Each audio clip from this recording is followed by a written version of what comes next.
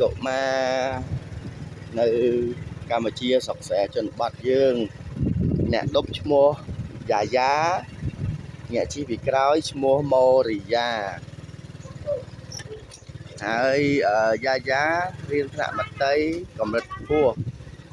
ម៉ូរីយ៉ាថ្នាក់មត្តេយ្យកម្រិតមធ្យមកម្រិតទាបទី1ហើយនោះបងអូនរាជនោះជីកង់ម្នាក់ឯងឈ្មោះបងអូនរាជក៏រៀនថ្នាក់មត្តេយ្យកម្រិតខ្ពស់ដែរអូកុំជិះគៀកគ្នាពេកបណ្ដាលឲ្យគ្រោះថ្នាក់បងប្អូនកុំជិះទន្ទឹមគ្នាបណ្ដាលឲ្យគ្រោះថ្នាក់ផ្លូវកំពុងតែមានផុកមានភ្លៀងបងអូនរាជជិះទៅមុន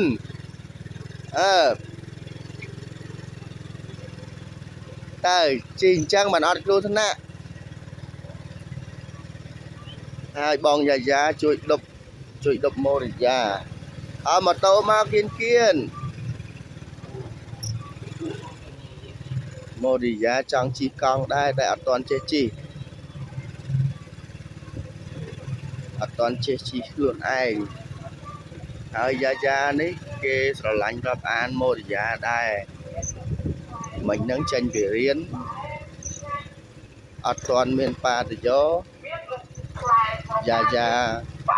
ដប់អូនម៉ូរីយ៉ាអ្នកគ្រូផ្ញើអូនម៉ូរីយ៉ាតាមយ៉ាយ៉ាព្រោះស្គាល់គ្នានៅក្បែរផ្ទះយ៉ាយ៉ានឹងប្អូនសវណ្ណថៃកូនសិស្សភ្លេង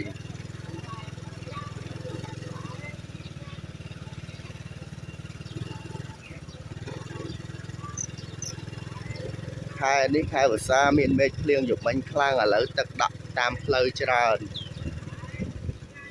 អញ្ចឹងកូនតូចគាត់រៀងពិបាកជិះកង់បន្តិចបងរាជឲ្យលឿនកំបាំងយ៉ាយ៉ាដប់ធ្ងន់ពិបាក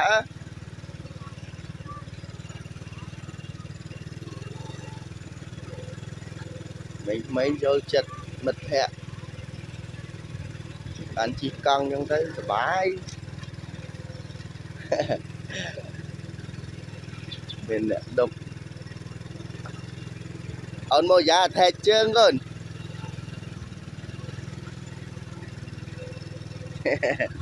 ពាក់មួកបាំង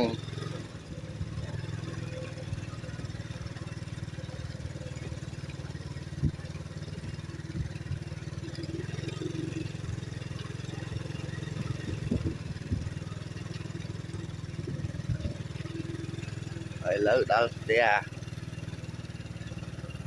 អញដប់ចូលផ្ទះទៀតឡើងឡយដប់ចូលផ្ទះទៀតវ៉ាវអរគុណបងផងអរគុណបងយ៉ាយ៉ាណាមិត្តភ័ក្តិអរគុណគាត់ខំដប់មកដល់ផ្ទះតោះមកឲ្យប៉ាកាន់មួកហើយសំពះអរគុណមិត្តភ័ក្តិខំដឹកបងមើលគេស្អីខំទៅអរគុណចិនអរគុណមិត្តភ័ក្តិចិនសំពះមួយទៀតបានល្អអរគុណយ៉ាយ៉ាអរគុណនឹងរាជ